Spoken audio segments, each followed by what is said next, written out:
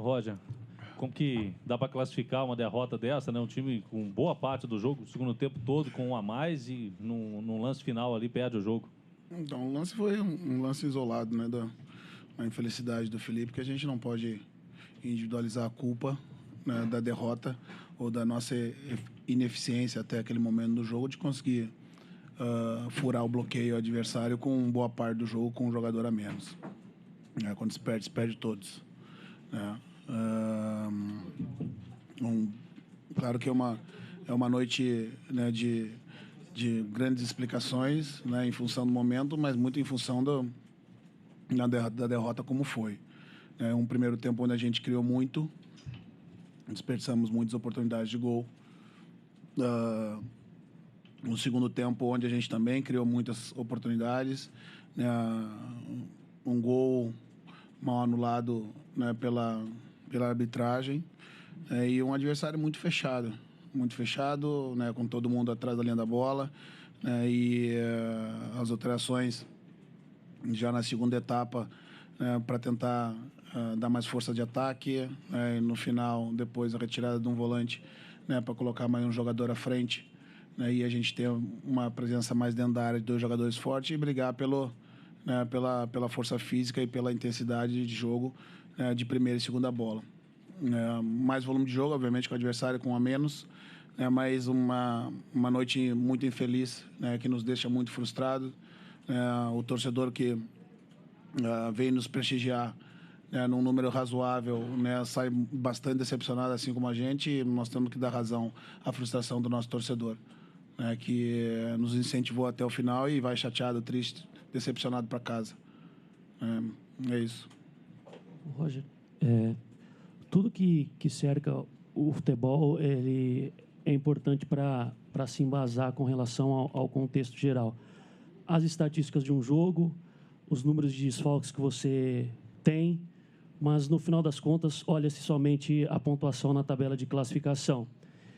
Como lidar com esse momento, onde com certeza a culpa vai ser jogada 100% talvez nas suas costas? Não tenha dúvida. A gente que vive do esporte sabe que não há culpados, mas há responsáveis. Né? E o responsável maior pelo contexto, né, é o treinador. Eu não abro mão de ter a responsabilidade, né, do processo. Sou eu que faço as escolhas, sou eu que levo os jogadores para dentro do campo de treino de jogo, sou eu que faço as alterações. Tem a parte técnica individual do jogador dentro de campo, mas tem a coletiva tática que sou eu que dou. E não é no futebol brasileiro, né? No futebol mundial, a responsabilidade é sempre do comandante.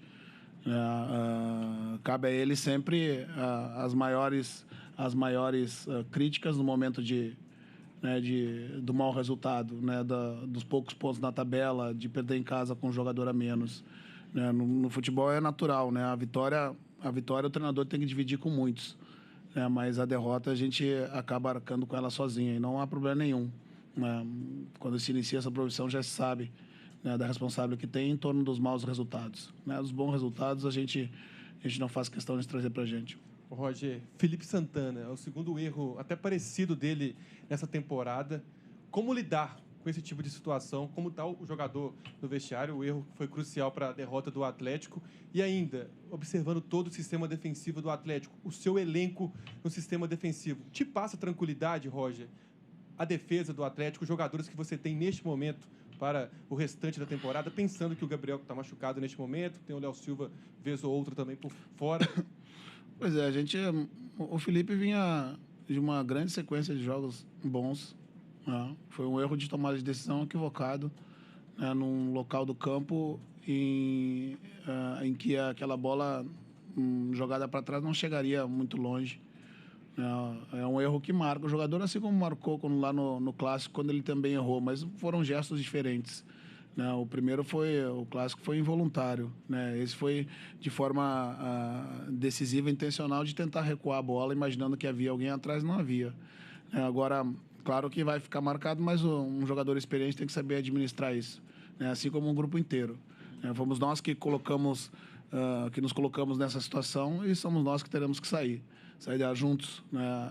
Dando força. É claro que o nosso torcedor nesse momento vai vai reclamar e vai estar chateado conosco até que nós consigamos reverter a situação. E nós temos que saber entender, trabalhar mais, nos unir mais e reverter esse quadro momentâneo de instabilidade. Roger, até aqui o seu comando foi cumprindo o que havia sido prometido nas competições, ou seja, título estadual, melhor campanha geral da Libertadores, quartas de final de Copa do Brasil, da Primeira Liga, e chega no Campeonato Brasileiro a pior campanha desde 2005, quando o ano que o Atlético foi rebaixado.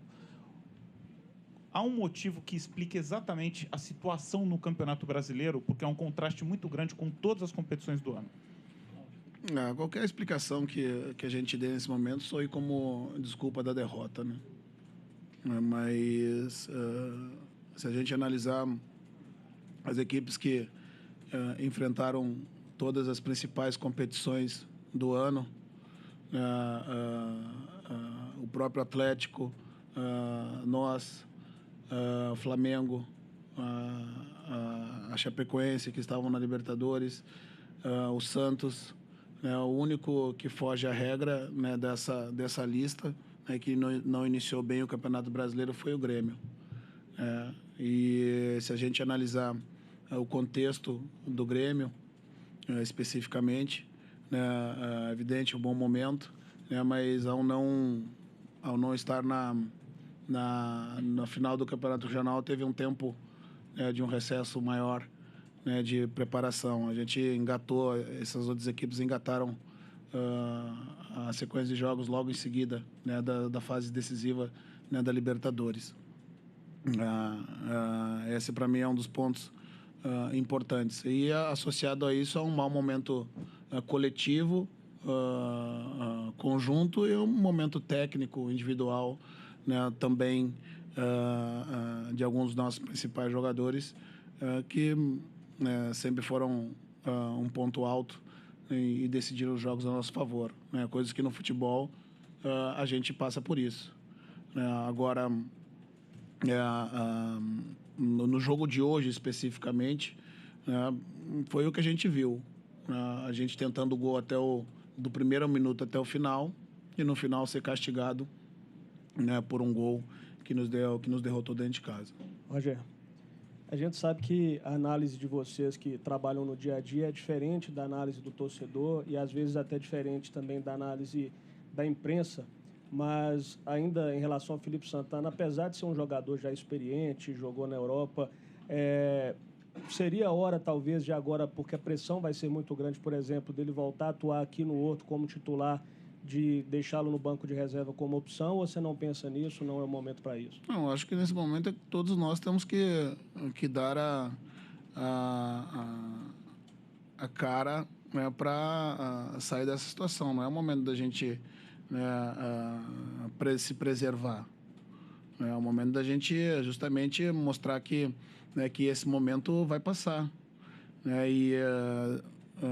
Como você disse, da avaliação do torcedor e da imprensa. O torcedor não tem a obrigação de avaliar o contexto do dia a dia. Ele vem avaliar os 90 minutos do jogo.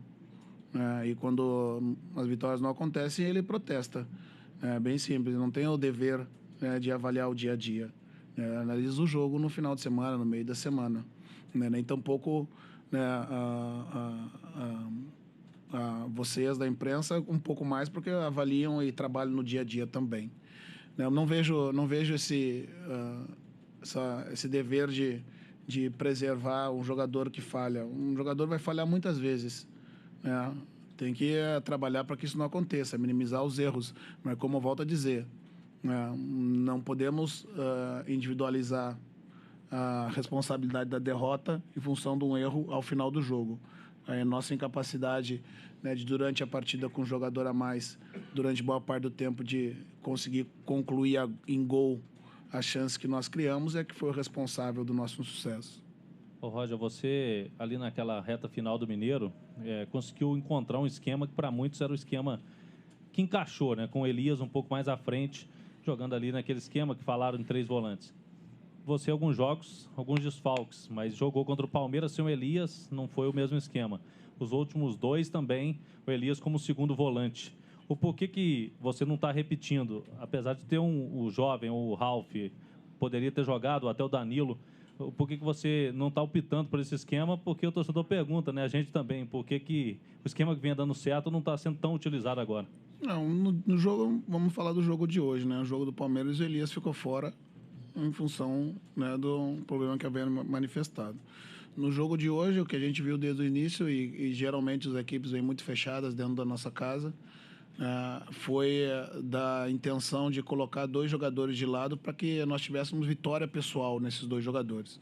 O Elias é um jogador que se soma do meio para frente através de infiltração com espaços quando há, né, e faz muito bem isso, né, mas precisa, né, o adversário ter mais proposição de jogo para que os espaços surjam, né, e a intenção nesse jogo foi justamente a gente ter na figura do Marlone, que tem a virtude da vitória pessoal, na figura do Valdívia no primeiro tempo, depois do Antero no segundo, permanecer isso. Né, que a gente tivesse a capacidade de passar pelo adversário pela virtude do drible e aí desarmar um sistema defensivo que sempre vem bem fechado. Depois, né, com o Helder e com o Rafael à frente, foi outra motivação já de final de jogo e uma tentativa de explorar mais os cruzamentos e o enfrentamento individual dentro da área. Ô, Roger, hoje, devido aos desfalques, você novamente mudou a equipe e dentro daquilo que o Atlético tinha no banco de reservas, tinha muitos jogadores formados nas categorias de base do clube e com pouca rodagem no time titular, exceto alguns. Você pretende, pelo menos por agora, devido a essa ausência de jogadores mais cascudos, esses jogadores que poderiam entrar e podem ser tipo o jogador que para resolver no time titular, você pretende pedir à diretoria atleticana contratações pontuais, como, por exemplo, mais um zagueiro, um lateral direito, um outro jogador para volante, para o ataque? Porque tem muito jogador da base que, quando você colocou, acaba que eles se perdem juntamente com o time. Mas eu não vi a entrada do Helder assim, perdido no campo, nem tão pouco o Thales, né, que entrou ali substituindo o Alex na lateral direita. Agora, né, a motivação por a gente ter um banco mais jovem, ela está explicada em função das ausências. À medida que os jogadores forem recuperando, a gente vai ter o nosso grupo cheio novamente e todo mundo à disposição para os jogos. O que não dá é para cada momento da ausência do jogador, a gente pedir um jogador, a gente vai ter 50 jogadores no elenco. Agora está chegando o Roger Bernardes também, que é Bernardo que vai ter logo condição de jogo. Um jogador que joga de volante, também joga de zagueiro. O Gabriel, que machucou, daqui a pouco está de volta novamente. Ainda tem o Gesiel, que também vem se recuperando. Então, momentaneamente, a falta de opções ou opções mais jovens no banco, a gente sabe o porquê. Agora, se houver a necessidade, obviamente que a gente conversa com a direção, com a presidência. Mas, nesse momento, os jogadores que foram a campo hoje, as opções que foram usadas, poderiam muito bem dar conta do recado. Roger, boa noite. Aqui, tudo bom? Queria que você explicasse, naquele momento do jogo, a sua alteração em relação à saída do Elias, né? Que ficamos um pouco na dúvida, assim, a maioria das pessoas, já que o Elias é um desses jogadores também que poderia ter infiltração e não estava mal no jogo. E a outra pergunta em relação a essa posição hoje, né? Claro que estamos no início do campeonato, mas essa posição é incômoda. Da zona de rebaixamento, o Atlético volta para a zona com esse resultado. O que isso pode prejudicar na sequência do seu trabalho? Claro, gera dúvida. O torcedor não gosta. A primeira iniciativa sempre do torcedor que vê o time iniciar bem é pedir a troca do treinador. É natural. No futebol brasileiro, ainda mais com a sequência de maus resultados e iniciando mal o campeonato.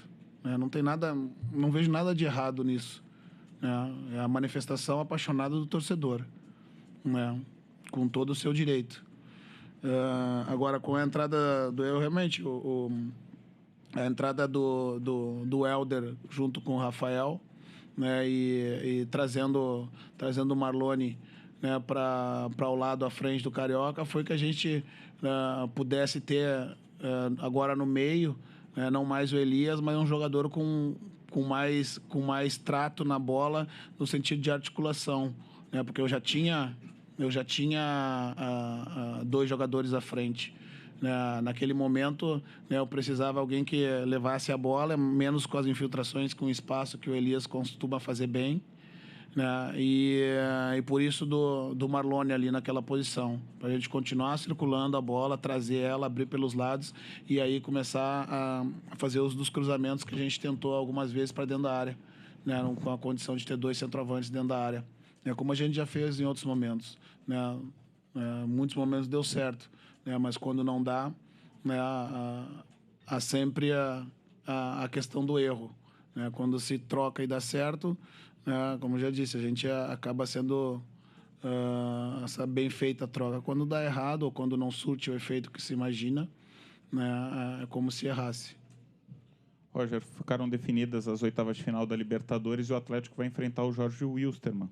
Queria que você falasse sobre esse adversário boliviano que vinha sendo considerado um dos menos difíceis, se é assim que a gente pode chamar, na competição. Todo adversário que chega nesse momento é adversário difícil, nesse momento da competição. Não há facilidade. Se classificou é porque teve méritos. Bom, o que eu posso dizer desse adversário, depois de 90 minutos de insucesso, que eu falarei em outro momento. Agora eu preciso dar explicação para o meu torcedor nesse momento do insucesso de hoje. Na medida do possível, quando se aproximar do jogo da Libertadores, a gente pode falar com mais propriedade. Mas é jogo sempre difícil. Mas melhor que não ter um adversário brasileiro? Não dá para afirmar. Não dá para afirmar se é melhor ou pior. É diferente. Isso sim. Obrigado, Roger.